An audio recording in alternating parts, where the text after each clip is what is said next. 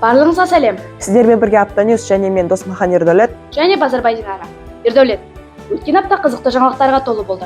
Көрерменмен бөлісуге асығып тұрмын. Алдымен оқушылардың жетістіктерінен бастайық. Біздің мектептің оқушылары Темірбек Жүргеновтің 125 жылдығына орай мектеп театрлары арасында өткен сайыста 30 мектептің ішінен жүлделі 2-ші орынды иемденді. Спортшыларымыз да жүлделі орындарға ие болды. 6-шы сынып оқушысы Нұрғожан Расыл дзюдодан өткен ашық чемпионаттың 3-ші орын иегері. Әнші өрендерімізде де жетістіктер бар. 4-ші сынып оқушысы Бектемір Қарағат Түркістан қаласында өткен республикалық фестивальда жүлделі 1-ші орынды жеңіп алды. Жеңімпаздарымызды құттықтайық. Ердәулет, сен болашақта қандай мамандық иесі болғың келеді? Соны ойланудамын. Дұрыс шешім қабылдау қиын болып жатыр.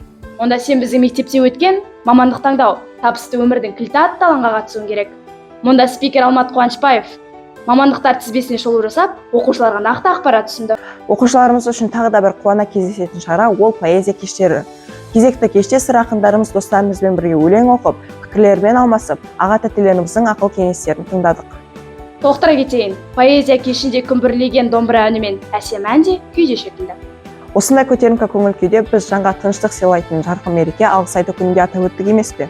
Бұл күні мектеп парламенті мектеп ұстаздарын тәттілермен қарсы алса, өзге оқушылар жақындарына алғыстарын білдірді. Ал мектеп тазалықшылары марапатталып, ізгі тілектерін арнады.